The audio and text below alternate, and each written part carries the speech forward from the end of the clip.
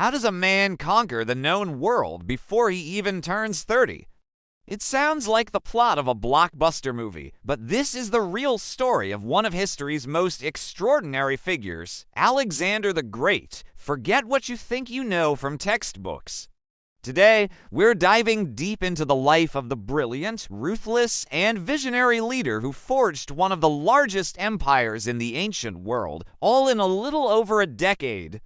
Born in 356 BCE in the Kingdom of Macedon, Alexander wasn't just any prince. His father was King Philip II, a military genius who had already transformed Macedon from a backwater kingdom into a dominant Greek power. His mother was the fiery Olympias, a princess from Epirus who claimed descent from the mythical hero Achilles. Legend says she told Alexander that his true father was Zeus, the king of the gods. Talk about high expectations, but perhaps the most crucial influence on young Alexander was his tutor. Not just any teacher, but the philosopher Aristotle. For 3 years, Aristotle schooled him in everything from politics and medicine to philosophy and literature. He instilled in Alexander a deep love for Greek culture, especially the epic tales of Homer's *Iliad*. Alexander reportedly slept with a copy of it under his pillow, dreaming of emulating its hero, Achilles. This education wasn't just academic. It was shaping a future king's worldview, one that saw the fusion of Greek culture with the wider world as a noble destiny. In 336 BCE, everything changed. King Philip II was assassinated, thrusting the 20-year-old Alexander onto the throne. Many of Philip's rivals and conquered territories saw this as their chance to rebel. They thought a young, inexperienced king would be easy to topple. They were dead wrong. Alexander moved with lightning speed. He swiftly marched south, crushed the rebellions in Greece, and made a brutal example of the city of Thebes, which he razed to the ground. The message was clear and terrifying. Alexander was not his father. He was something else entirely. With his Greek flank secured, he turned his gaze east towards the ultimate prize, the colossal Persian Empire. In 334 BCE, Alexander crossed the Hellespont into Asia with an army of around 40,000 men. It was a massive gamble. The Persian Empire, led by King Darius III, was the superpower of the day, stretching from Egypt to India. On paper, Alexander's army was hopelessly outnumbered. But Alexander had a few secret weapons: the Macedonian phalanx, a tightly packed formation of soldiers wielding 18-foot-long spears called sarissas, and his elite companion cavalry. More importantly, he had his own unmatched tactical brilliance. His first major test was the Battle of the Granicus River. The Persians held a strong defensive position on the opposite bank. Any conventional general would have hesitated. Alexander didn't. He personally led the cavalry charge straight across the river and into the heart of the enemy lines. It was audacious, reckless, and it worked. The Persian lines broke, and Alexander won a decisive victory. This battle set the tone for the entire campaign. Alexander would always lead from the front, sharing the dangers with his men and inspiring incredible loyalty. From there, he marched down the coast of Asia Minor. One famous story comes from the city of Gordium. There, he encountered the legendary Gordian knot, a complex knot with a prophecy that whoever could untie it would rule all of Asia. After struggling with it for a moment, Alexander simply drew his sword and sliced it in half. Whether it's true or not, the story perfectly captures his approach. When faced with an impossible problem, find a direct, unconventional solution. The next major showdown was at Issus in 333 BCE here. Alexander was again vastly outnumbered. King Darius III was so confident that he brought his mother, wife, and children to watch his glorious victory. But Alexander spotted a weakness in the Persian formation. In a classic maneuver, he led a cavalry charge directly at Darius himself. Seeing Alexander's elite cavalry thundering towards him, Darius panicked, turned his chariot around, and fled the battlefield, leaving his army to collapse and his family to be captured. Alexander, in a show of chivalry, treated them with the utmost respect, a move that earned him a reputation for being more than just a conqueror.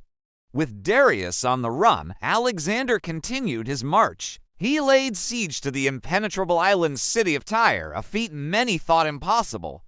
For 7 months, his engineers built a massive causeway, a land bridge, out to the island under constant attack. Once it was complete, his forces stormed the city. His unstoppable momentum continued into Egypt, where he was welcomed not as a conqueror, but as a liberator from Persian rule. The Egyptians declared him a pharaoh and a living god. It was here, at the mouth of the Nile, that he founded the first and most famous of the many cities that would bear his name, Alexandria. He envisioned it as a great center of learning and trade, a beacon of Hellenistic culture. Finally, in 331 BCE, came the ultimate confrontation at the Battle of Gaugamela. Darius had gathered an enormous army, reportedly numbering up to 250,000 soldiers, complete with scythed chariots designed to tear through the Macedonian phalanx. This was it, the final battle for Asia. Alexander's army was less than a fifth of that size. But again, his superior strategy won the day. He anticipated the chariot attack, opened his ranks to let them pass through harmlessly, and then, once again, led a decisive charge straight for Darius. And once again, Darius fled. The battle was a masterpiece of military tactics, and it shattered the power of the Persian Empire for good. Alexander marched into Babylon and Persepolis, the ceremonial capital of Persia. In a controversial act, he burned the grand palace of Persepolis. Historians debate why he did it. Was it revenge for the Persian invasion of Greece a century and a half earlier, or a drunken accident? Whatever the reason, it symbolized the end of the old empire and the dawn of a new Hellenistic age. But conquering wasn't enough for Alexander. His ambition was boundless. He chased the fugitive Darius for months, only to find him assassinated by one of his own governors. Now, as the undisputed king of Asia, Alexander pushed his exhausted army further east, into what is now Afghanistan and Pakistan. He wanted to reach the end of the world. In these campaigns, he faced brutal guerrilla warfare and some of the toughest fighting of his career. It was here he married Roxana, the daughter of a local Bactrian nobleman, in a strategic move to unite his new Persian and Macedonian subjects. His final major battle was in India at the Hydaspes River against King Paras and his army of war elephants. It was a terrifying sight for men and horses who had never seen such creatures. Yet, through brilliant tactics, Alexander encircled and defeated Porus's army. He was so impressed by Porus's courage that he not only let him keep his kingdom, but also gave him more territory. By now, his men had been marching and fighting for 8 years, over 11,000 miles. They were exhausted and homesick when Alexander announced his plans to march further into the Ganges River plain. They finally mutinied. They refused to go any further. For the first time, Alexander had to relent. Heartbroken, he agreed to turn back. The journey home was disastrous. Leading part of his army through the treacherous Jedrosian desert, thousands died from heat and thirst. Finally, in 324 BCE, they returned to Persia. Alexander began plans for the future, integrating his empire, encouraging intermarriage between his soldiers and local women, and preparing new expeditions to Arabia. But he would never see those plans through. In June of 323 BCE, in the palace of Nebuchadnezzar II in Babylon, Alexander fell ill after a long banquet and died just days later. He was only 32 years old. The cause of his death remains one of history's great mysteries. Was it malaria, typhoid fever, or was he poisoned? On his deathbed, when asked who should inherit his vast empire, he is said to have whispered to the strongest, His words proved prophetic. Without his unifying presence, his empire immediately fractured. His generals, known as the Daidoji, or successors, carved up the territory for themselves, fighting decades of brutal wars. So what is Alexander's legacy? In just 13 years, he redrew the map of the ancient world. He was a military commander without equal, undefeated in any major battle, but he was more than that.